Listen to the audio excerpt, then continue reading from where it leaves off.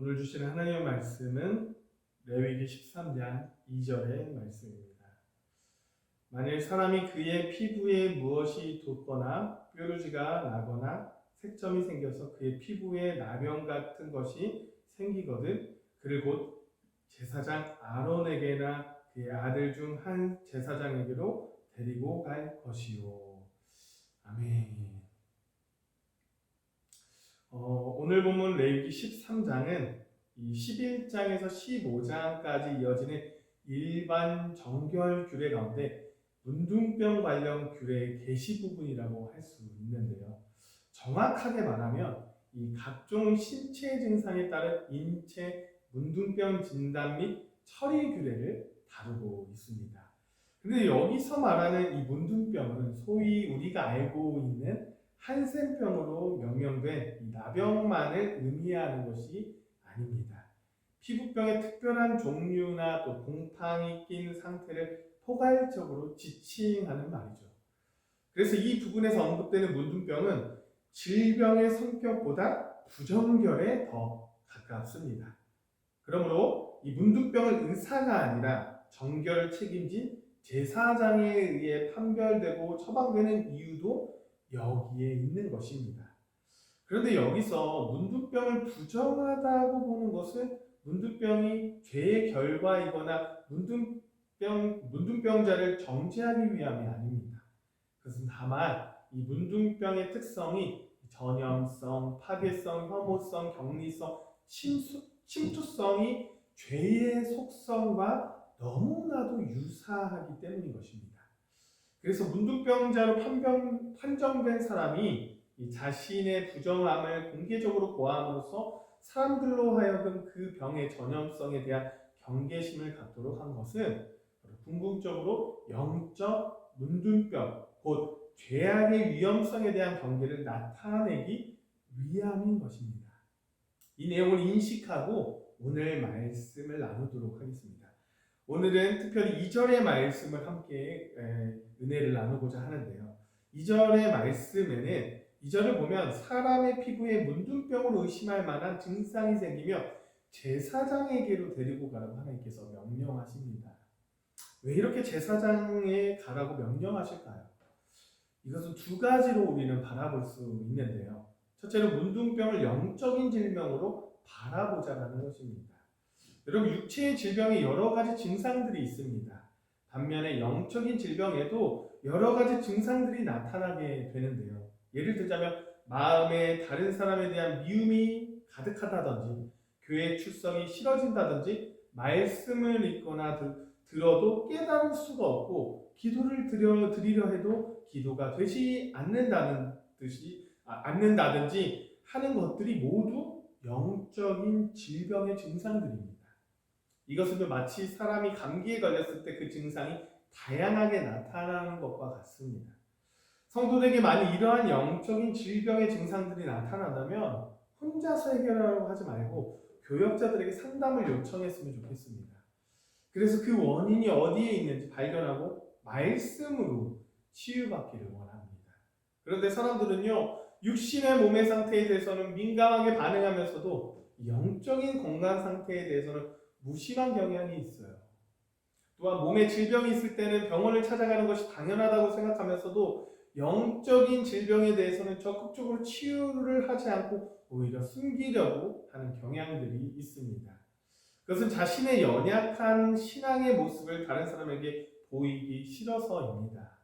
그러나 이러한 자세는 자신의 영적 질병을 더욱 악화시키고 나중에는 치유하기 힘든 심각한 상태까지 이르게 할 수 있습니다.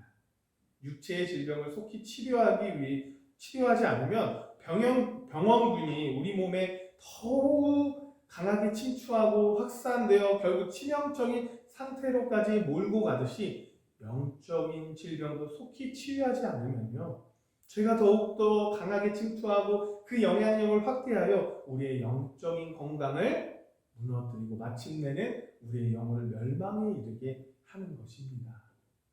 그러므로 모든 성도는 육적 건강뿐만 아니라 영적 건강을 유지하기 위하여 언제나 자신의 영적 상태에 대하여 세심한 관심을 가질 뿐만 아니라 이상이 발각되면 적극적으로 대처하는 현명한 자세가 필요하다는 것이죠. 하나님께서 피부에 문둥병의 증세가 있는 자를 제사장 아론에게나 그 자손 중 한 사람에게 데리고 가라고 명령하신 이유가 여기에 있다라는 것입니다. 두 번째는요, 그것이 문둥병인지 아닌지를 지찰받고 정한 것과 부정한 것에 대한 판단을 하기 위해서 제사장에게 데리고 가라고 명령하신 것도 있습니다. 문둥병 증세가 있는 사람은 제사장에게 자신의 삶 전체가 걸린 중대한 판단을 받아야만 했습니다. 그리고 그 판단 결과에 따라서 그들은 가족들과 더불어 자유로이 살 수도 있었고, 또한 집 밖으로 쫓겨나서 홀로 살 수도 있었습니다. 그 결정은 오직 제사장의 판단에 달려 있었습니다. 이것은 어찌 보면 문둥병 증세가 있는 이스라엘 백성들을 판단했던 제사장들의 모습은 마지막 때 우리 정부정을 판단하실 수 있는 예수 그리스도를 연상케 한다는 것이죠. 예수 그리스도께서 마지막 날에 마치 제사장들이 문둥병 증세가 있는 이스라엘 백성들의 삶이 걸린 중대한 문제를 판단 내렸던 것처럼 우리들의 영생과 영벌이 걸린 이 중대한 문제에 대해 판단 내리실 것입니다. 그래야 예수 그리스도의 판단 결과에 따라서 우리들의 영벌 또는 영생에 들어가게 될 것입니다. 그렇다면 그 판단 근거가 무엇이 될까요? 그것은 바로 오직 예수 그리스도께 대한 믿음입니다. 예수 그리스도께 대한 믿음이 있느냐 없느냐에 따라서 그가 정하냐 부정하냐가 결정될 것입니다. 왜냐하면 오직 예수 그리스도를 믿는 믿음만이 우리의 모든 죄를 씻어 정하게 할 수 있기 때문입니다. 아멘입니까? 믿음 외에는 그 어떤 것도 결코 이 죄악에 찌든 인간들을 정하게 할 수 없으며 하나님 앞에서 의롭다 하심을 얻게 할 수가 없는 것입니다. 그래서 결과적으로 오직 믿음이 있는 자만이 그리스도께 정하다 판결을 받고 영생에 들어가게 되는 것입니다. 그러나 그 믿음을 가지고 그리스도의 심판대 앞에 선다는 것은 그렇게 쉬운 일이 아니에요. 사단은 결코 우리가 믿음을 가지고 그리스도의 심판대 앞에 서는 것을 쉽게 용납하지 않습니다. 그들은 할 수 있는 대로 가진 수단과 방법을 동원해서 우리의 믿음을 빼앗고 자신들과 더불어 우리가 지옥의 백성을 만들려고 합니다. 그래서 믿음을 가지고 그리스도 앞에서 사려는 그 자들은 반드시 고난을 당하게 되는 것입니다. 그들은 때로 믿음 때문에 경제적인 어려움을 겪을 수 있고요. 또 때로는 그 믿음 때문에 친구도 잃기도 하고요. 가족들에게 외면당하기도 하며 국가적인 박해와 대상이 되기도 합니다. 그래서 믿음이 있노라 했던 수많은 사람들이 믿음을 버리고 지옥의 자식이 되고 말았던 것입니다. 여러분은 자신이 있습니까?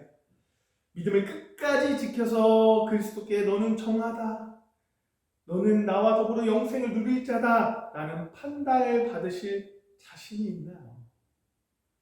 정말로 우리가 그 어떤 핍박 앞에서도 그 어떤 유혹 앞에서도 결코 굴하지 않고 끝까지 믿음을 지켜낼 수 있는 믿음이 있나요, 여러분들?